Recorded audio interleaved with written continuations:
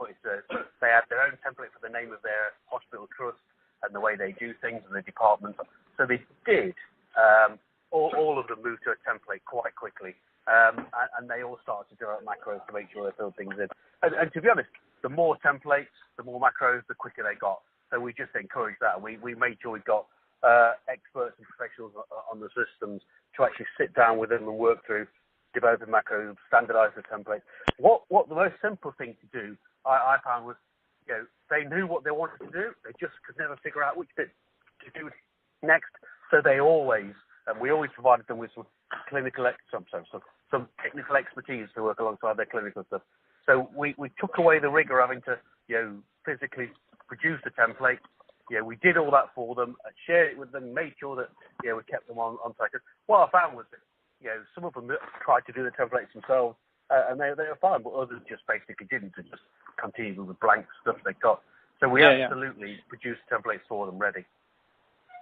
Did you try to have them ready beforehand, or was it a case of showing them how this... We did both. We showed them the basic system, and then we said, and these are the templates we produced for you.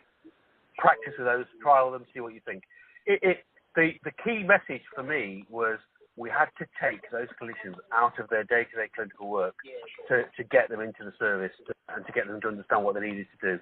You just could not get them, undertaking tests, then doing their reporting, and then going in and learning on the software and doing the work that we asked them to do. So what we did was we physically took them out, some of them just for a few days, some of them for a few weeks.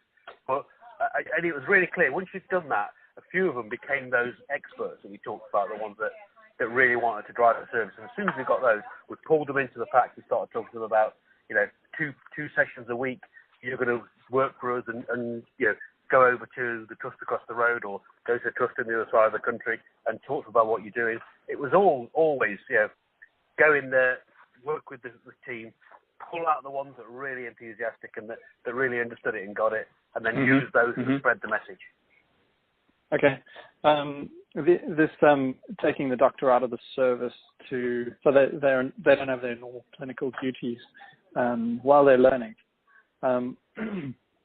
In total, kind of how many working hours would you say is necessary for them to be out of service so they can pick up these new skills? Yeah, I would say we were talking weeks. So we'll probably I'm thinking something in the region of 120 to 180 hours, depending. Wow, that's a lot of time for a doctor to be out of commission. Yeah, exactly. And George, is part of that driven by? So you were doing more than just transitioning them to voice recognition. Yeah, we were. Yeah, right? Exactly. Yeah. This was part of the whole learning the new system, spreading the message. It was all of that.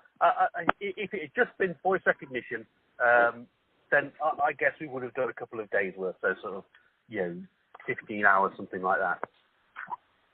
But this was all about everything. Yeah. Okay, good. Good point, Oscar. Thanks.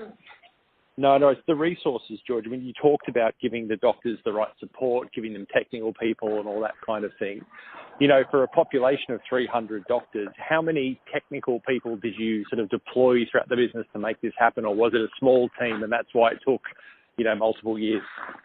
It's a relatively small team considering the size of the project.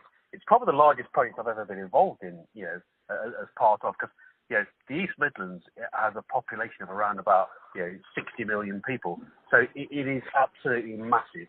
The University Hospital of Leicester, the 3 sites, they see something in the region of around about 1.4 million people a year through their outpatient services.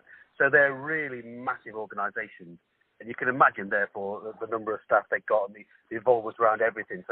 So massive project. And what we decided to do right at the beginning of the start was very much to develop a team. So we got the Director of Information from Nottingham University Hospitals to be the overarching project manager. We pulled him out of it all, backfilled him in Nottingham, and basically he pulled a team from all of the acute trusts that were involved in this of technical experts, of information technology experts, and of radiologists and radiographers that do the actual reporting. Produced that core group, and then we went out and seconded from each of the organisations the appropriate number of people. So my organisation that I was in as part of that bigger project